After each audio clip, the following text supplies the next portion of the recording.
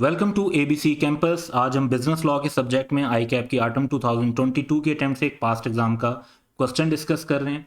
Question ये है कि on 5 September 2022 Aftab bought goods from Kamran for rupees 950,000 on credit of 2 months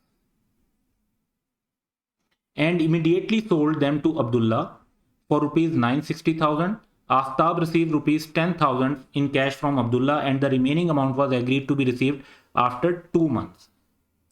Aftab intends to settle both the transaction through a negotiable instrument. एक single negotiable instrument जिससे दोनों transaction settle हो जाएं. Under the provision of Negotiable Instrument Act 1881, prepare a draft of the negotiable instrument that Aftab may issue in settlement of both the transaction. Assume necessary details for the preparation of negotiable instrument. So यहाँ पर obviously जो suitable बनेगा negotiable instrument वो है bill of exchange as time instrument वो issue होना चाहिए. Drawn on Abdullah होगा ताकि वो पेमेंट करे और ये payable to कामरान होगा जिसको इशू किया जाएगा, जिसको इसकी पेमेंट मिलेगी. Pay would be Kamran. In satisfaction of his debt. Promissory note यहाँ पर इसलिए सूटेबल नहीं है कि 3 पार्टीज इन्वॉल्व हैं. प्रॉमिसरी नोट में सिर्फ 2 पार्टीज होती हैं, मेकर एंड पे.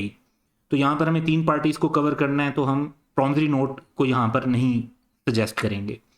चेक भी सूटेबल नहीं है क्योंकि यहाँ जो तीनों पार्टीज हैं आफ्ताब, कामरान और अब्दुल्ला, ये तीनों पार्टीज में से कोई भी बैंकर नहीं है. चेक में हमेशा जो ड्राई है वो एक बैंकर होता है, तो ये तीनों बैंकर नहीं है और इस वजह से चेक यहाँ पर सूटेबल नहीं है. और नॉर्मल जो बिल ऑफ एक्सचेंज होता है, क्योंकि चेक भी बिल ऑफ एक्सचेंज की ही एक टाइप है, तो नॉर्मल बिल ऑफ एक्सचेंज जो होता है वो यहाँ पर हमारा सूटेबल होगा. अब हम अकॉर्डिंगली जो है इसकी डिटेल में जाते हैं. तो हम जो इंस्ट्रूमेंट ड्राफ्ट करेंगे उसमें सबसे पहले डेट मेंशन करेंगे. क्वेश्चन में हमें डेट बताई हुई है 5 सितंबर 2022.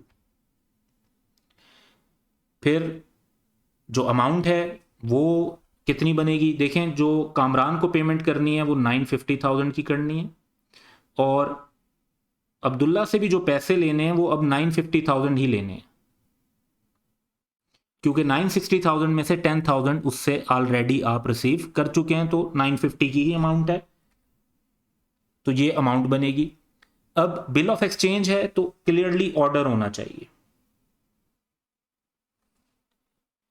टाइम पीरियड जो है वो 2 months का है.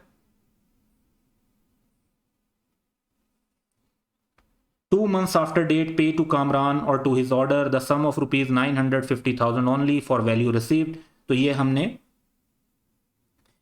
प्रॉमिस के बजाय ऑर्डर मेंशन किया है because it is bill of exchange. अब ये बिल किसको दिया जाएगा. ये बेसिकली पेमेंट इसकी कामरान को होनी है. ही इज पे. तो ये बिल आफ्ताब की तरफ से अब्दुल्ला को दिया जाएगा और उसका एड्रेस मेंशन कर दिया जाएगा. आफ्ताब खुद अपना नाम और सिग्नेचर इस पर एज ड्रॉर मेंशन करेंगे. उसके बाद जाहिर बात है कि इसको बिल को जब एक्सेप्टेंस के लिए पेश किया जाएगा तो अब्दुल्ला की तरफ से अब्दुल्ला के साइन एज एक्सेप्टेंस भी इसके ऊपर लिए जाएंगे. तो ये बिल ऑफ एक्सचेंज का हमारे पास ड्राफ्ट बन जाएगा जो हमें इसमें 5 मार्क्स के लिए बनाना है. तो ये कम टाइम में बनने वाला यानी आंसर बनाने में आपको सिर्फ 4-5 मिनट लगेंगे. लेकिन ये केस के लिए ज़रूरी है कि आपको पहले ही ये सारा कॉन्टेक्स्ट आता हो. ज़्यादातर पास्ट में जो क्वेश्चन थे वो प्रॉमिसरी नोट में थे, लेकिन इस सिनेरियो में बिल ऑफ एक्सचेंज बनाना था. So that's all for today. Have a good day.